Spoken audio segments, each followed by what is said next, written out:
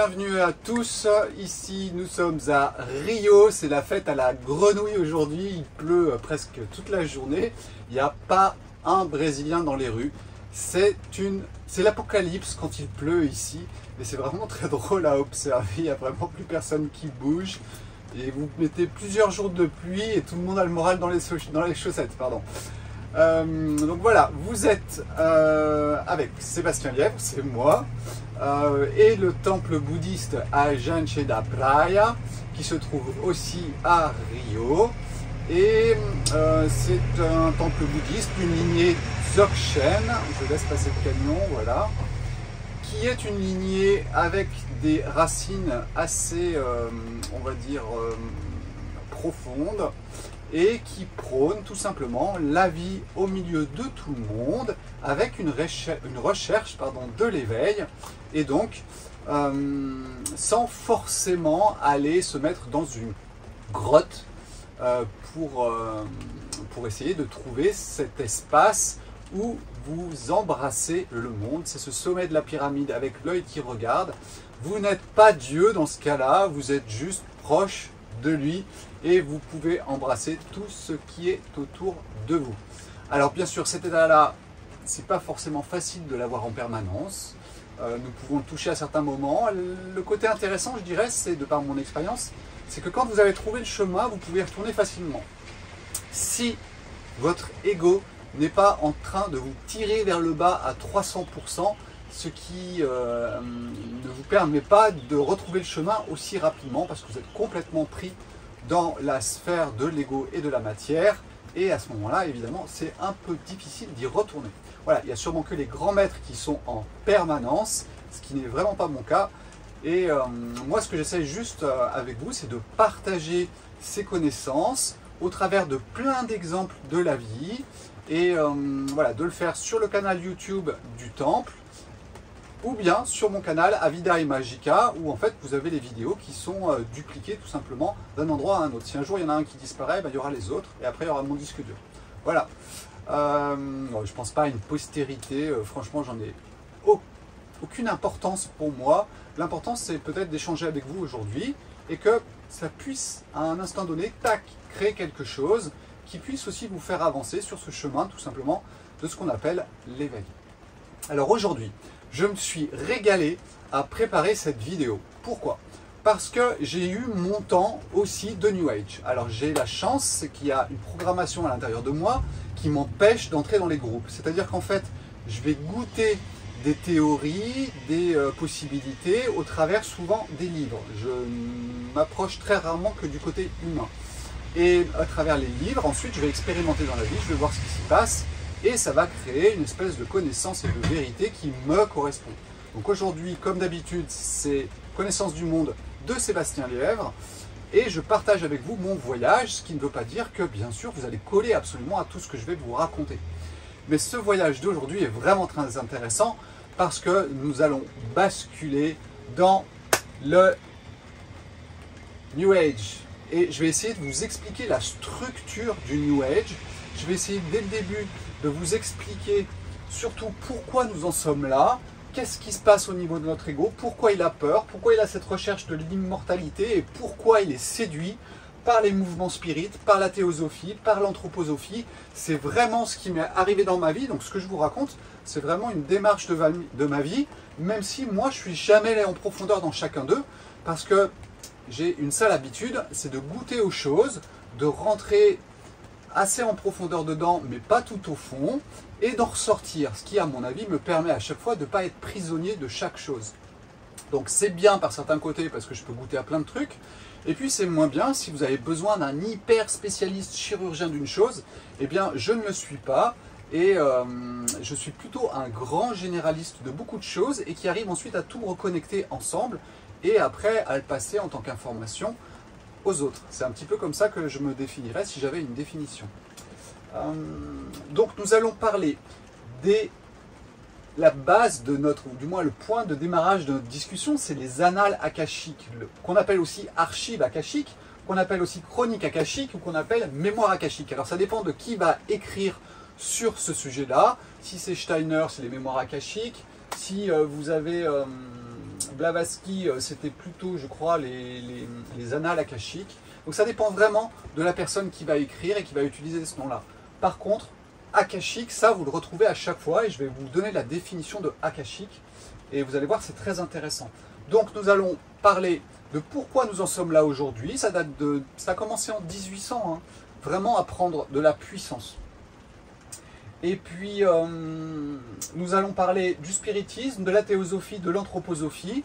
Alors, je vais surtout beaucoup parler de la théosophie. On va parler un tout petit peu du spiritisme, un tout petit peu de l'anthroposophie, mais on va vraiment rester sur Blavatsky, Madame Blavatsky. Et vous allez voir que c'est très intéressant de comprendre comment elle en est arrivée là, son mode de fonctionnement, son histoire, et puis de voir un petit peu où cela nous mène. Alors là, nous allons entrer dans la connaissance du monde tel qu'il est aujourd'hui. Voilà, c'est ça qui est intéressant à comprendre. Comprendre aussi pourquoi ils ont voulu créer une religion universelle, et c'est encore ce qui est en train de se passer avec le nouvel ordre mondial qui va vouloir créer aussi une religion universelle. Pourquoi, à mon niveau, c'est une erreur, même si à une époque, j'avais tendance aussi à aller dans ce sens-là. Je comprends aujourd'hui pourquoi c'est une erreur. Et voilà, nous allons passer comme ça 20 minutes, je pense, 20-30 minutes maximum, à discuter, ou du moins à ce que je vous envoie des informations pour que vous ayez une idée claire de cette histoire-là. Alors que bien sûr, si vous voulez avoir une idée très très claire de tout cela, je vous invite à lire le livre de René Guénon, L'erreur spirit, où il va vraiment beaucoup parler de tout ça, en sachant que René Guénon, donc, qui est un contemporain de toutes ces personnes, puisqu'en fait nous sommes entre 1800 pour ce qui est Alan Kardec, le spiritisme, et puis 1830, naissance de Blavatsky. Donc vous voyez, tout ça va s'étaler jusqu'en 1915, 1920, puisqu'en fait l'anthroposophie c'est aussi 1910 je crois, ou quelque chose comme ça, la création. Donc tout ça c'est sur une époque qui va de 1800 jusqu'à, à mon avis, jusqu'à aujourd'hui tout simplement, puisque nous avons à la suite de ces personnes des gens qui ont repris le flambeau et qui continuent bien sûr à pratiquer un petit peu tout ça. Alors, première chose, parlons de cette histoire de akashique. Alors akashique, ça vient de akasha. Akasha, c'est quoi? C'est du sanskrit. Ce mot-là, il veut dire quoi? Eh bien, l'akasha, c'est... Dans le bouddhisme, on parle de 4 éléments, d'accord? La terre, l'eau, le feu et l'air. Et puis, on parle d'un 5e élément, et d'où le film Le 5e élément. Eh bien, ce 5e élément, quelque part, ça serait l'espace. Ça serait cet espace dans lequel on baigne et qui va être la source de tout. Et cet espace-là, eh bien, tout simplement, il s'appelle akasha en sanskrit. Et le principe de ceux qui ont déclenché cette histoire d'annales akashiques, de mémoire akashique, etc., eh bien, tout simplement, ils ont pris l'idée que tout ce que l'on vit va s'imprimer dans ce grand espace qui est là, qui est l'akasha en sanskrit, et donc que nous pouvons aller lire dedans, et donc c'est une bibliothèque, ce sont des mémoires, ce sont des chroniques, et nous pouvons aller dedans chercher des informations. Voilà un petit peu le principe de ces annales akashiques. Alors je vais vous expliquer à un moment pourquoi à mon avis ils ont tort, et comment en partie ils peuvent avoir raison, parce que, encore une fois, la vérité, il y en a une autre, et peut-être il y en a une qui est beaucoup plus large et qui nous permet d'embrasser un petit peu tout.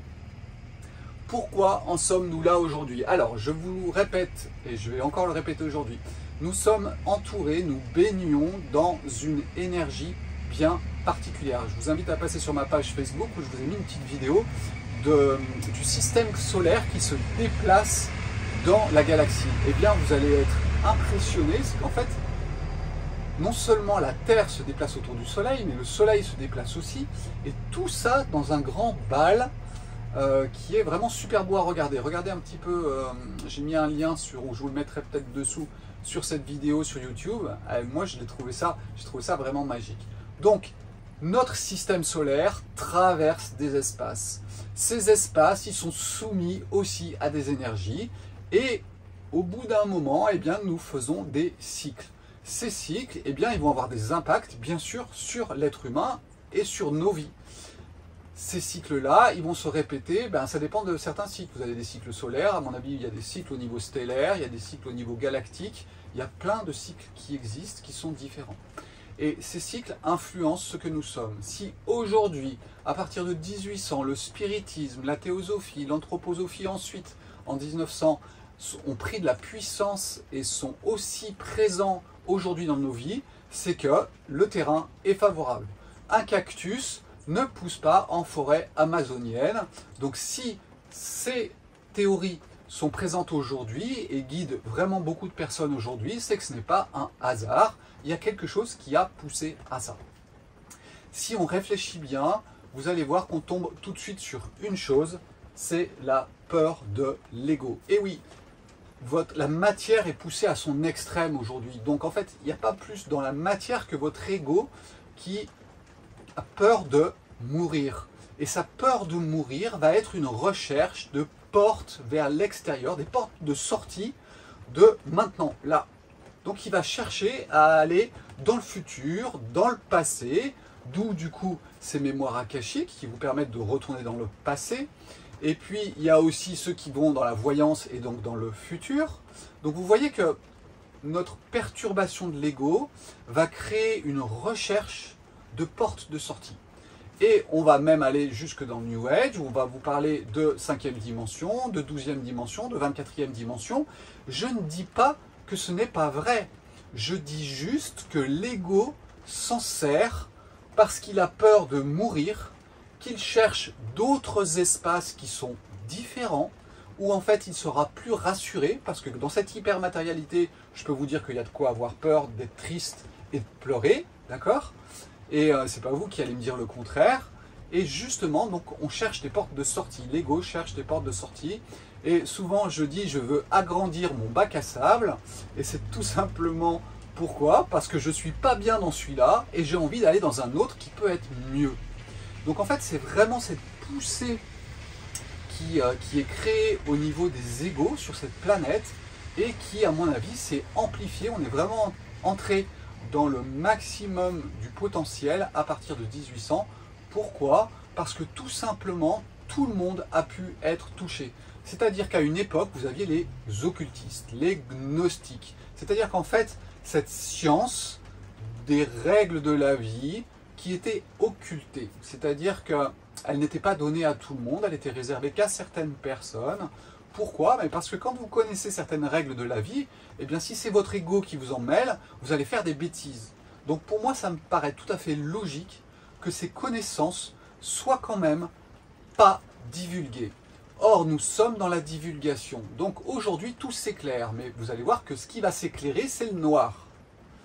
Et quand je vous parlais des 144 000 dans la vidéo précédente, c'est simplement ça. C'est ces personnes peut-être qui ont accès à la lumière au milieu du noir. Et il y a un moment où il y a quelque chose qui va se passer, et nous sommes en plein dans ce moment-là, où le noir est vraiment très très fort, et effectivement il y a un petit groupe qui peut diffuser un petit peu de lumière, et ensuite de toute façon la lumière va être réattirée par le noir, c'est d'une logique implacable, et c'est tout l'art du taoïsme, et c'est tout l'art du sommet de la pyramide. Voilà, c'est comment le monde a été créé. Ce monde-là, dans cette dimension-là, d'accord, je ne suis pas en train de vous parler d'autres dimensions, je vis ici, aujourd'hui, et c'est ce qui m'occupe l'esprit. Si je commence à partir ailleurs, sur d'autres planètes, et je ne sais pas trop quoi, ce sont des réalités, mais ça peut être une fuite de moi ici. Or, c'est ici que je dois vivre ce qui est à expérimenter, semble-t-il, sinon je ne serais pas là. Donc, cette montée en puissance est venue avec le spiritisme. Le spiritisme, tout simplement, ça va être vraiment le côté un petit peu space donné pour le peuple. Et nous sommes passés par quoi ? Eh bien, tout simplement, nous sommes passés par le contact avec les morts. C'est-à-dire que si vous vous dites que oui, vous pouvez contacter les gens qui sont morts, eh bien, quelque part, c'est quelque chose de rassurant pour votre ego parce qu'il se dit, mais après la mort, j'ai quelque chose. Parce qu'il n'y a qu'une chose dont il a peur, c'est de disparaître. Hein, la mort, c'est disparaître. Votre ego, il a une espèce d'instinct de survie qui le pousse à ne pas vouloir disparaître. Donc, il va chercher des solutions. Donc, pour le peuple, le petit peuple en général, qui n'a pas d'instruction, eh bien, le spiritisme est monté en puissance. le contact avec les morts, le mouvement des meubles, les tablettes qui tournent. Je n'ai pas dit qu'il n'y avait pas de réalité, je dis juste que ces phénomènes-là ne sont pas forcément des morts. Ça peut être des génies qui s'amusent avec vous, ça peut être des restes psychiques qui effectivement ont encore une certaine forme de matière, ça peut être votre propre psychisme qui veut tellement y croire qu'il va le créer. Donc voilà, Guénon il explique un petit peu tout ça et je pense qu'il a raison, il y a plein de possibilités. C'est une réalité, ça existe, mais ce sont des forces psychiques qui sont là et qui sont en train de se décomposer plus ou moins vite en fonction de la conscience qu'on y met. Et peut-être que oui, je pourrais vous parler de ça dans l'instant. C'est-à-dire que quand on vous parle des mémoires akashiques, des annales akashiques, c'est un peu se mettre le doigt dans l'œil, dans le sens où ici, dans cet espace, eh bien, toutes les choses apparaissent et disparaissent.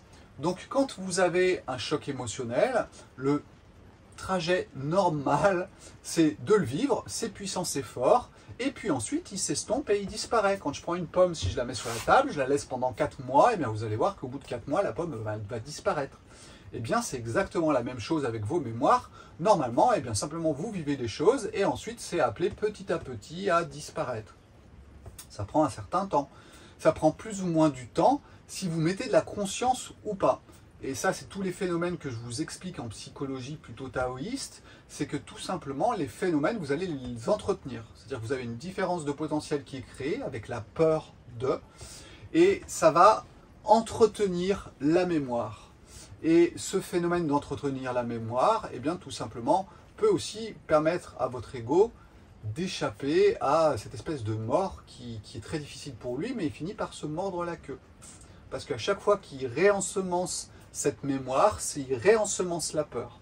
Donc c'est cette boucle que l'on décrit souvent dans toutes les traditions, qui est tout simplement d'être enfermé dans un cycle qui continue, qui recommence, qui recommence, qui recommence, parce que la conscience n'arrive pas à sortir du samsara, c'est ce que l'on appelle le samsara dans le bouddhisme, où en fait nous sommes enfermés dans nos désirs, nos aversions et nos désirs, aversion, répulsion, et puis il m'en manque un, désir, aversion, répulsion, et puis vous avez le sauveur, c'est le plaisir, voilà, tout simplement, les désirs, les plaisirs.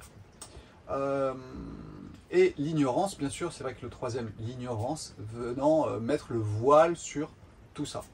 Donc voilà un petit peu pour vous planter le décor, pourquoi on va parler des mémoires akashiques, etc. Donc ces mémoires, elles existent. Et normalement, dans un espace de temps, eh bien, qui serait linéaire, effectivement, elles vont s'estomper.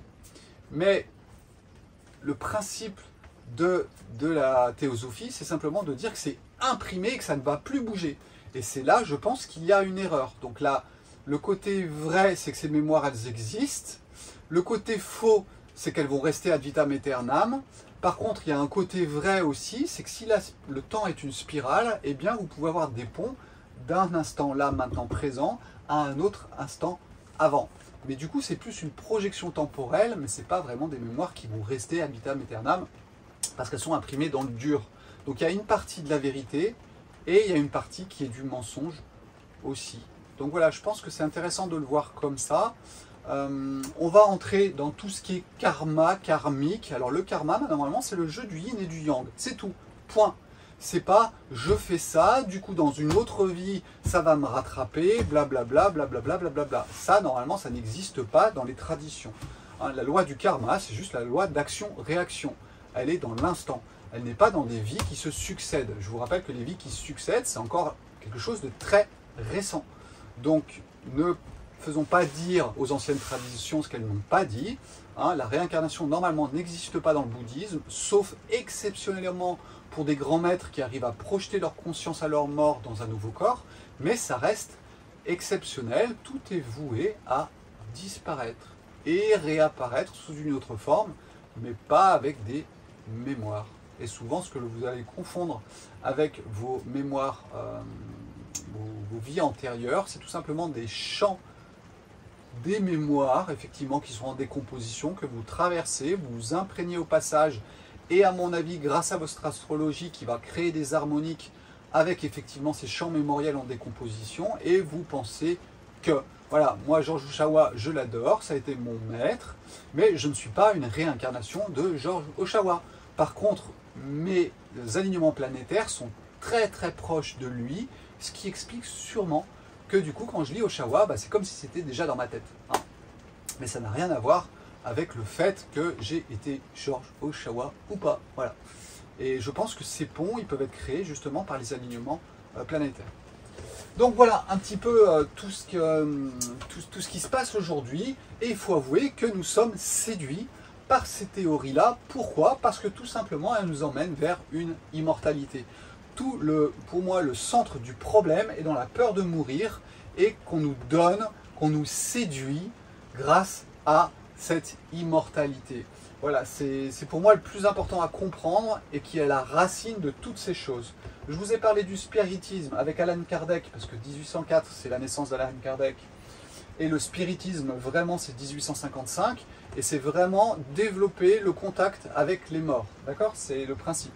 Donc c'est déjà vous ouvrir une porte vers un autre bac à sable, et à savoir que Kardec, il va prôner déjà la réincarnation, puisqu'en fait, son vrai nom, c'est Monsieur Rivail, et il va s'appeler Kardec parce qu'il serait la réincarnation d'un druide qui s'appelait Kardec. À savoir que ce monsieur, le début de sa vie, c'est intéressant. En fait, il essayait vraiment de prôner une éducation différente et il était vraiment dans le côté relationnel. Et puis, l'association qu'il va créer, tout ça ne va pas vraiment fonctionner, faute de financement. Et ensuite, là, il va y avoir une bascule dans sa vie. Et en 1850, il est régisseur des spectacles d'illusion. Donc vous voyez que le spiritisme, le contact avec les morts, etc., et le monde de l'illusion, eh bien, nous sommes en plein dedans. Donc ça, c'était réservé pour le petit peuple. Et puis, si vous êtes un peu plus intelligent, et puis que vous pouvez intégrer avec tout ce qui va être des anciennes traditions, des anciennes religions, de la connaissance, de la gnose, vous mélangez tout ça ensemble, et puis vous allez tomber sur la théosophie, puisque la théosophie, c'est le premier niveau. Ensuite, vous allez avoir l'anthroposophie. Alors moi, j'aime bien les voir comme un triangle, d'accord? Un triangle, une trinité, si on peut dire, où vous avez corps, âme, esprit. Ça, c'est la trinité des traditions. Corps, âme, esprit, c'est un axe, d'accord? Et puis, chez, je dirais, ce triangle inversé, eh bien, vous avez aussi ceux qui sont proches de la terre. C'est le spiritisme, c'est le petit peuple. Ensuite, vous avez ceux qui vont s'occuper un peu plus de l'âme, ça va être Steiner. Et puis, vous avez le côté Blavatsky qui va vraiment monter encore plus haut du côté spirituel et qui va prendre toutes les religions du monde et va essayer d'intégrer tout ça ensemble pour ne former qu'un qui serait la théosophie. Vous allez voir qu'en fait, voilà, chacun va intégrer des parties du spiritisme. Et là, en fonction du niveau intellectuel ou de la vibration intellectuelle que vous avez, vous allez adhérer à l'anthroposophie ou à la théosophie. Mais vous n'êtes pas sur les mêmes plans. D'ailleurs, si on regarde un petit peu l'anthroposophie de Steiner, eh bien, il va s'occuper surtout aussi de la science, de l'éducation, de l'agriculture, de la médecine. Donc vous voyez, c'est déjà assez proche de la matière. Pas autant que le spiritisme qui est vraiment dans les émotions, des interactions avec les gens, etc. Là, on va vraiment l'appliquer dans la vie à certaines choses. Je reviendrai après sur Steiner. J'ai fini, je pense, avec le spiritisme qui existe encore aujourd'hui, hein, les voyantes, etc. Quand ils parlent avec les morts ou quand on fait tourner une petite tablette qui vous donne des réponses, vous êtes dans le spiritisme et en contact avec quelque chose. C'est soit vous qui le mettez en place, soit vous êtes en contact avec des petites entités qui s'amusent à être proches de vous et à profiter de vos émotions pour survivre, ou alors vous êtes tout simplement vous-même le créateur de ce qui est en train de se passer devant vous à travers votre propre émotionnel. Donc ensuite, repassons à la théosophie. Donc la théosophie, c'est vraiment, je dirais, la cheftaine de la théosophie, c'est Madame Blavatsky. Alors Madame Blavatsky, elle est née où? Eh bien, elle est née en Ukraine. Alors ça, c'est très drôle parce que là, c'est vraiment dans l'actualité du jour. Elle est née en Ukraine et elle a vraiment des capacités hors du commun. Je pense que c'est une femme qui est née avec des capacités intellectuelles fortes. des capacités, entre guillemets, de sorcière fortes. Donc ce qui lui permet d'aller dans plein de trucs différents et d'essayer de regrouper tout ça en un. Et la théosophie, c'est vraiment ça. Elle a, si vous regardez un petit peu sur Internet, vous allez voir tous les voyages qu'elle a fait. Elle a voyagé, elle a vu les Amérindiens, elle a vu les chamans, elle a vu des vaudous, elle a vu des yogis, elle a vu des sorciers spirites russes, elle a vu plein de monde. Et il n'y a qu'une seule chose, semble-t-il, où on doute un petit peu, c'est sur le Tibet, qui, semble-t-il, lui a été un peu interdit. Alors, est-ce qu'il y a une raison vraie ou pas à ça? Je n'en ai aucune idée. Mais de toutes ces informations, elle parlait plusieurs langues. Elle était capable de jouer de la musique sans avoir appris la musique, je dirais, de façon scolaire. Donc on a affaire vraiment à une femme qui a des capacités extrêmes, de peut-être lire dans la pensée des autres, etc. Voilà, tout est possible. Elle a vraiment des capacités extrêmes qui lui sont données soit par elle-même, soit par des choses qui l'habitent. Et elle va créer, en 1875, la société théosophique. Donc, l'histoire, le principe de la société théosophique, ça va être vraiment d'essayer d'emmener tout le monde vers une fraternité universelle. Vous allez voir, c'est vraiment ce qui se passe aujourd'hui. Et le principe, c'est vraiment à chaque fois de tout regrouper en un et d'enlever toutes les couleurs. Alors, ce qu'il faut bien comprendre, c'est ça. C'est que toutes les couleurs, c'est pas dangereux. C'est quand une couleur veut tuer les autres couleurs que ça devient dangereux. Et cette universalité, quelque part, elle est une forme, pour moi, et une volonté de tuer toutes les couleurs. Alors c'est difficile à expliquer, voilà, j'espère que vous allez pouvoir le ressentir comme moi, mais voilà, moi aussi j'ai cette forme d'universalité, pardon, qui est présente en moi, mais qui aujourd'hui s'est transformée. C'est-à-dire qu'en fait, elle est vraiment en dehors de toute couleur. Donc il n'y a pas d'universalité sur cette planète, il y a des couleurs qui sont différentes, il y a des époques qui sont différentes, il y a des civilisations qui sont différentes, mais vouloir tout mettre ensemble me paraît difficile parce que justement quand on met tout ensemble, on n'est plus là, on n'est plus ensemble justement, il n'y a plus rien. Donc je pense que cette recherche est encore une fois une peur du monde avec toutes ces couleurs, avec bien sûr la violence, avec beaucoup de choses comme ça, et c'est d'aller vers l'amour, l'amour, l'amour, et même si ça arrivera un jour, il est sûrement possible qu'il y ait un cycle où il y ait beaucoup d'amour sur cette planète. Alors je parle d'amour humain, d'accord, mais aujourd'hui ce n'est pas le cas, et vous comprenez pourquoi nous sommes autant attirés par ces côtés-là. Donc cette Madame Blavatsky, vraiment, la théosophie, il y a un moment, c'est vraiment en Inde qu'elle va être implantée. Et si vous avez déjà entendu parler de Madame Bezan, eh bien, vous êtes aussi dans la théosophie. Rudolf Steiner a passé 18 ans en tant que théosophe, avant de rompre avec la théosophie.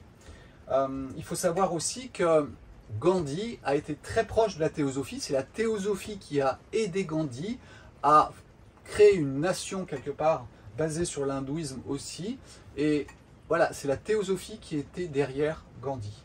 Krishnamurti, pour ceux qui le connaissent, eh bien, Krishnamurti, c'était le sauveur du monde, selon Anne Besant. Donc là, nous sommes en Inde, elle a identifié un enfant qui a des capacités particulières, et elle veut en faire le sauveur du monde. Ça va être le principe de ce côté-là de la théosophie, c'est de mettre un sauveur du monde qui serait Jiddu Krishnamurti. Alors, Krishnamurti, franchement, moi je l'adore, d'accord ?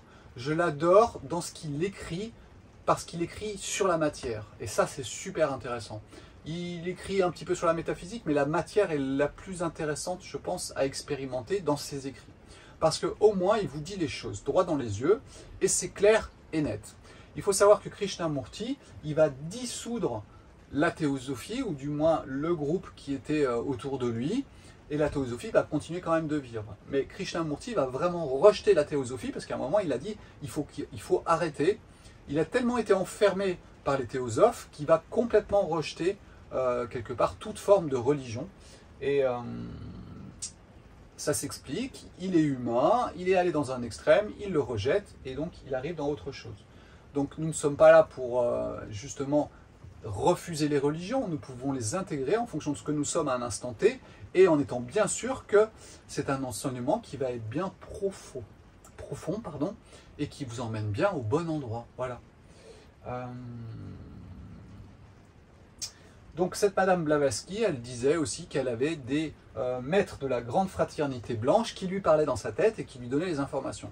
Si on regarde un petit peu tous les écrits de Madame Blavatsky, et c'est pour ça que Steiner vraiment est son plus grand ennemi, c'est tout simplement qu'elle va prendre tout l'orientalisme et elle va le mettre à sa sauce. Dans ses livres, a priori, moi j'ai pas lu, donc je parle de ce que je ne sais pas, mais il y a vraiment beaucoup d'orientalistes qui sont pas du tout d'accord avec certaines choses qu'elle exprime parce que ce ne sont pas ce qu'exprime l'Orient, ça a été déformé. Et ça, il faut bien le comprendre. Madame Blavatsky est vraiment la reine de la manipulation de toutes les choses pour en faire quelque chose qui lui convient et à sa sauce pour sauver son petit ego qui va mourir. D'ailleurs, elle va finir obèse, 113 kilos et avec des maladies des reins, etc. Ce qui prouve qu'elle n'était pas axée, parce que normalement, je pense qu'on est censé mourir tranquille dans un corps fatigué, pas dans un corps qui est complètement tordu. Donc ça, c'est juste mon avis par rapport au corps que nous habitons. Hein. C'est une question de respect. Et pour moi, si on est bien axé, eh bien tout est ensemble, hormis bien sûr les accidents, ça arrive aussi. Donc voilà, la théosophie, c'est vraiment quelque chose qui est très important et qui va être vraiment à la racine du New Age, avec surtout l'anthroposophie, qui va, Steiner va se scinder de la théosophie, et puis il va même y avoir une guéguerre entre Blavatsky et Steiner, comme quoi il était jésuite. Dire à un homme qu'il était jésuite à une certaine époque, c'était terrible, et du coup, pour le discréditer, les théosophes disaient de Steiner qu'il avait été jésuite. Donc voilà, passons la guéguerre, comprenons juste que Steiner va s'intéresser, à mon avis, plus au niveau intermédiaire qui va être sur ce que j'appellerais moi l'âme, d'accord? Et c'est pour ça qu'il va beaucoup parler de l'éducation, de l'agriculture, de la médecine, des choses qui sont quand même relativement appliquées. Et par contre, nous sommes de toute façon dans la réincarnation, nous sommes dans les mémoires akashiques, nous sommes dans tout ça, dans le steinerisme, et vous allez voir que le steinerisme va vraiment faire partie aussi du nazisme, même si les nazis à un moment vont poursuivre les gens de l'anthroposophie, parce que tout simplement ils viennent gêner un système. Mais par contre, ce qu'il faut savoir, qu'il y a beaucoup de nazis qui étaient anthroposophes ou qui avaient des grandes connexions avec les anthroposophes, comme par exemple Himmler. Donc voilà, il y a beaucoup de choses pas claires par rapport à l'anthroposophie et par rapport au nazisme, en sachant que l'anthroposophie est à deux faces. C'est-à-dire que vous avez une face, école Waldorf, Steiner, tout est beau, tout est gentil, vous avez 10 personnes qui travaillent là, ils sont dans l'anthroposophie, tout va bien. Et puis parmi ces 10, eh bien vous en avez 2 ou 3 qui sont des initiés. Les autres ne le sont pas, ils sont anthroposophes, mais pas initiés. Donc en fait, vous avez une autre version, une autre face de l'anthroposophie, qui est la face la plus occulte, qui existe et qui dirige tout le reste. Et ça, on ne le sait pas. Moi, quand mes enfants étaient petits, j'avais vraiment envie de leur donner une autre éducation. Donc je m'étais dit, bah, je vais leur donner, moi, l'éducation. J'en étais capable, mais par contre, je me suis dit, ça va les couper du monde, parce que mon travail n'est pas un travail comme si vous êtes sur un marché, si vous voyez plein de gens, et du coup, je trouvais que c'était très important qu'ils vivent dans une communauté. Et si je leur faisais l'instruction, moi, c'est pas moi qui allais leur apporter vraiment une communauté, surtout en habitant dans des endroits isolés. Donc ce qui s'est passé, c'est que je me suis tourné vers effectivement des choses un petit peu différentes. Donc vous aviez à l'époque, ou du moins c'est ce qui moi m'attirait, Montessori ou Steiner. Donc je me suis posé des questions et vraiment, je connaissais rien à tout ça. Et Steiner, je vous avoue que j'étais séduit par certaines choses, mais il y a un truc qui me disait, mais ils sont barrés et ils peuvent vraiment être complètement à côté de la plaque. Et c'est pour ça que je n'ai pas choisi les écoles Steiner, j'ai choisi l'école Montessori, qui allait très bien, c'est terre à terre, c'est plan-plan, c'est donner de l'autonomie à quelqu'un, ce qui je trouve très bien, et suivre les rythmes de l'enfant le mieux que l'on peut, avec quand même certaines règles. Donc voilà, ça me semblait beaucoup plus juste, et maintenant je pense que j'ai les raisons de pourquoi j'ai évité Steiner, tout simplement parce que j'avais des lumières qui s'allumaient dans ma tête en disant attention, attention, attention. Et c'est une réalité. Hein. Les écoles Waldorf, Steiner, Waldorf, eh bien, c'est vrai que ce sont les écoles de l'anthroposophie, Méfiance, méfiance, méfiance. Voilà, ça dépend de, encore une fois, de la malléabilité de la personne. C'est-à-dire que si la personne, elle peut s'en sortir à un moment, c'est très bien. Sinon, vous êtes enfermé dans un monde totalement figé par rapport à certaines données. Donc voilà, aujourd'hui, nous sommes avec beaucoup d'anthroposophie derrière nous. La théosophie est encore très très présente, le spiritisme y est aussi, parce que quand vous allez voir la voyante, etc., on tombe un petit peu dans le spiritisme. Donc aujourd'hui c'est un mélange de tout ça, et de tout ça va apparaître quoi? Eh bien une religion universelle, que tous les hommes sont égaux, etc., etc., etc. Nous sommes vraiment dans la racine de la théosophie quelque part, qui prônait une fraternité universelle. Donc voilà. C'était intéressant je pense, de le rencontrer, d'en discuter, et puis voilà, de vous le présenter avec ma compréhension. Je fais sûrement des erreurs d'une façon ou d'une autre. Si vous êtes spécialiste, vous allez les détecter. Si vous n'êtes pas spécialiste, vous ne les détecterez pas, mais c'est pas grave, parce que globalement parlant, mon langage, il est juste par rapport à ce que je dis du monde. Et vous allez avoir une autre image peut-être aujourd'hui de l'anthroposophie, de la théosophie, et puis bien sûr du spiritisme. Lisez le livre L'erreur spirit de René Guénon, parce qu'elle va vous parler de tout ça et elle va vous remettre les pendules à l'heure sur tout cela. Alors on ne pouvait pas faire mieux que Guénon, qui était vraiment un spécialiste de l'Orient et qui pouvait détecter gros comme des maisons les erreurs que pouvait faire notamment Blavatsky.